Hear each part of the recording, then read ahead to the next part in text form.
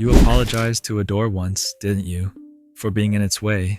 The door, which is made of wood and has no feelings, and did not file a complaint with anyone. And you still went, "Oh, sorry," just like that, out of your mouth before your brain could even catch it. There's a certain kind of person who says sorry for things that were never their fault. Sorry for asking a question. Sorry for sitting in a seat that was completely empty. Sorry the rain is happening. Sorry the line is long. Sorry your coworker is in a mood that has, honestly, nothing to do with you whatsoever. And most people glance at that and think, oh, how polite. So considerate. Such a sweet, low-maintenance human being. But here's what's really going on up here, and trust me, I've got a front row seat to this exact brain. That little word, sorry, isn't always politeness. A lot of the time, it's armor. It's a tiny shield you throw up before anybody has even raised a hand at you. And if you felt that one land somewhere in your chest just now, yeah, this one's for you, friend. Stick around for a few minutes, because the real reason you do this is so much kinder to you than the story you've been telling yourself. So here's what we're going to work out together, you and me.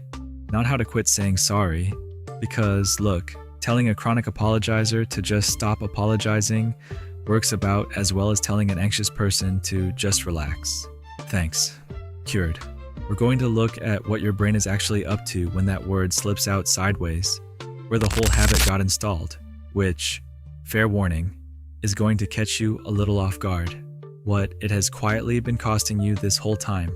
And then the good part, how you keep that soft, watchful heart that built all of this and stop letting it run the entire show from the back seat. Deal? Okay, let's open up the hood. So let's actually get into the machinery here, because it is genuinely wilder than it looks from the outside. You know, fight or flight, right? Something scary shows up and your body either squares up to swing or bolts for the nearest exit. Most folks know those two. Plenty of people know a third one too, freeze, where you just lock up, go still, go quiet, kind of disappear standing right where you are. There's a fourth one though. A therapist named Pete Walker put a name on it a while back. He called it the fawn response. And fawning, basically, is what your system does when fighting isn't safe, running isn't an option, and freezing won't fix anything either. So it reaches for the last tool left in the box. Become useful. Become so warm and so accommodating and so easy that the threat standing in front of you decides you are really not worth the bother. Think about a small animal that can't win a fight and can't outrun a single thing on the open plain. What's its play? It makes itself tiny and soft and harmless. It appeases. That's the whole strategy. And here's the part that matters. Your brain file's apologizing right there, in that exact same survival drawer. To your brain, sorry is basically a tiny white flag. You wave it fast, way ahead of time, before the other person can even get upset. Because somewhere deep in the wiring, an upset face reads as a real threat to your safety. And I'm not stretching for a metaphor there, by the way. Scientists have literally watched this happen on brain scans. When people get left out, even in a silly little computer game where digital strangers just stop tossing them a ball, a part of the brain lights up that also fires when you're in actual physical pain. Sit with that for a second. Your brain handles somebody being upset with you using some of the same equipment it uses for a stubbed toe. So when you fire off a preemptive sorry to smooth a room, you're doing what a small, frightened creature does, trying very hard not to get hurt. And I think that's kind of beautiful. Let me take you back for a second, because all of this starts way earlier than you'd guess. Picture a kid, 5, maybe 6 years old. Something's happening at home that feels enormous to them, the way everything feels enormous when you're that small. Voices are getting sharp in the next room. Door shuts a little too hard. And this kid, without anybody teaching them, runs a quick little experiment. They get quiet. They get helpful. Maybe they say sorry for something that wasn't remotely theirs to be sorry for, just to make the sharp feeling in the air go away. And you know what? It works. The room softens just a little. So that brain, doing exactly what a brain is built to do, writes down a rule that day in permanent ink. Being easy keeps me safe. Taking the blame makes the scary thing stop. Now, fast forward 20 years. That kid is you, grown up, standing in your kitchen saying sorry to a partner who actually wronged you. And the wild part is, you are nobody's pushover. You're just loyally following a rule a frightened 6-year-old wrote, back when that rule was the smartest thing in the entire world. Okay, so that's the root. But let's name the 3 big branches it grows into, because seeing them by name makes them so much easier to catch. Reason 1, 2, 3. Here we go. Reason 1. You were the family thermostat. You became the one who read the emotional temperature of every room and quietly adjusted yourself to keep it comfortable. Somebody had to absorb the tension, and you volunteered, probably before you could spell your own name. That made you incredibly fluent in apology. The trouble is, nobody ever sent your nervous system the memo that you are an adult now, and the room is allowed to be a little tense without it being your job to fix it. Reason 2, and this one gets me right in the chest. Somewhere back there, you picked up the idea that your needs were an imposition, not in some big traumatic scene necessarily, just quietly, drip by drip, year after year. Maybe asking for things earned you a sigh. Maybe being a lot earned you a certain look. So you started pre-apologizing for simply existing. Sorry to bother you. Sorry. Quick question. Sorry. Is this seat taken? I can totally move. It's fine. You began treating your own presence like something that required a permit. And honestly, the gentlest people I know carry that one the heaviest. Reason 3 is the sneaky one, because it isn't trauma. It is math. The thing works. I told you we would come back to that rainy train station, so here it is. When a guy walked up to strangers and asked to borrow their phone, but led with sorry about the rain first, apologizing for weather he obviously did not cause, 47% of people handed it right over. When he skipped the sorry and just asked, 9%. 9. So your over-apologizing brain is not malfunctioning.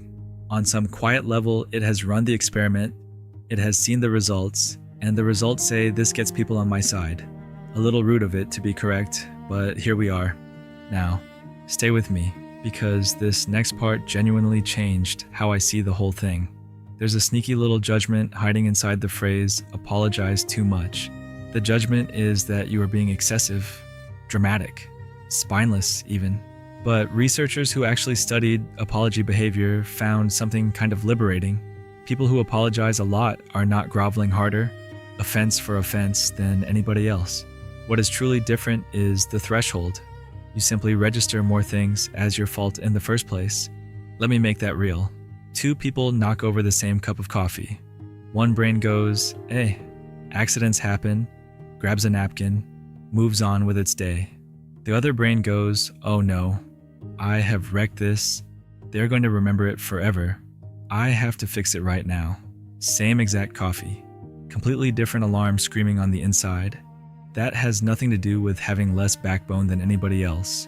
Your radar for did I just inconvenience somebody is simply cranked all the way up, picking up signals in a room that everyone else walks straight through without noticing. Personally, I think that is the furthest thing from weak. That is a person hauling around the comfort of everyone they meet, and then having the nerve to call it a character flaw. And this is the part nobody warns you about.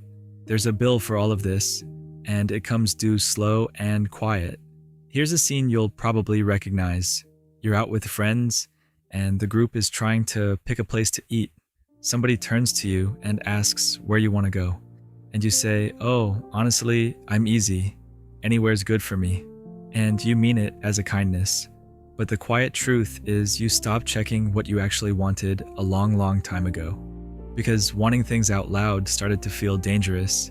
Now take that one little moment and multiply it by 1,000. 1,000 swallowed preferences, 1,000 sorries for taking up a perfectly normal amount of space. There's a name for the long-haul version of this. Psychologists call it self-silencing. It is the habit of muting your own needs over and over to keep a relationship feeling smooth. And here's the cruel twist buried inside it. The person everyone describes as so easygoing, never any trouble, so wonderfully low maintenance, is very often the exact person quietly running on fumes. Resentment doesn't vanish when you swallow it, you know. It just relocates somewhere you can't see it. It leaks back out as exhaustion, as that flat, gray, foggy feeling that follows you around all week. Or it shows up at midnight, when you're lying there replaying a conversation, wondering why on earth you said sorry 4 separate times to someone who really should have been saying it to you. And there's one more cost, and it is the sneakiest of them all. When you apologize for absolutely everything, people slowly stop hearing it, and a certain kind of person, the wrong kind, starts to quietly believe you. Tell the world you're sorry for existing often enough, and somebody will eventually nod and agree that yes, your existence is an inconvenience, and start handing you the bill for things that were never even yours to carry. That isn't me trying to scare you. That is just what happens when you accidentally train the room to see you as the one who absorbs all the blame. Alright, deep breath. Let's put the pieces back together, because I really don't want you walking off thinking your sorry reflex is some defect you've got to cut out with a knife. Hear me on this one. The thing sitting underneath all that apologizing is not the problem. The thing underneath is a finely tuned sensitivity to the people around you, an almost spooky read on the exact second someone in the room starts to hurt. That, my friend, is a genuinely good heart with a slightly overeager alarm system bolted onto the side of it. You're not broken. You're just running rare software, the kind that feels the whole room's weather all at once. And rare software needs a little different care.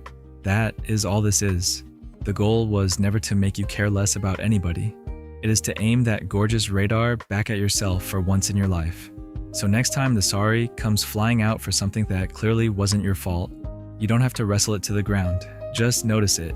Go, there's my old bodyguard, clocking in again, still trying to keep me safe. And then, maybe, try the upgrade. Swap the sorry for a thank you. Instead of sorry I'm late, try thanks so much for waiting on me. Instead of sorry for rambling, try thanks for hearing me out. Watch what shifts. You hand the other person a little gift instead of an apology, and you quietly stop telling yourself you are a burden in your own life. Same warmth, pointed in a whole new direction. So here's where I'll leave you, friend. If you saw yourself anywhere in the last few minutes, and I've got a real hunch you did, probably right around the door thing, I want you to do one tiny thing for me.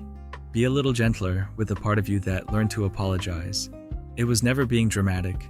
It was a scared kid who found a clever way to keep the peace, and it has been pulling double shifts for you ever since, mostly without so much as a thank you. The very least we can do is stop yelling at it. And look, I know precisely how this is about to go. You're going to finish watching, nod along, agree with every word out of my mouth, and then apologize to the next chair you bump into inside of an hour. That is completely fine. We are not chasing perfect here. We are chasing noticing. Noticing is the entire first step, I promise. I'm a potato with a brain stapled on top, and I still catch myself apologizing to my own shadow on a regular basis, so believe me, there's zero judgment in this house. If anything in here landed for you, do me one quick favor. Send it to the one person in your life who apologizes for everything. You already know exactly who I mean. Their name popped into your head about 30 seconds ago.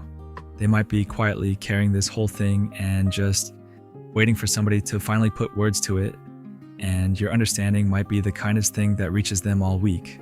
And then come tell me down in the comments, what is the single most ridiculous thing you have ever apologized to? A chair?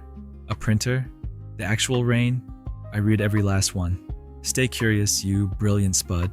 I'm Spud, and I'll see you in the next one.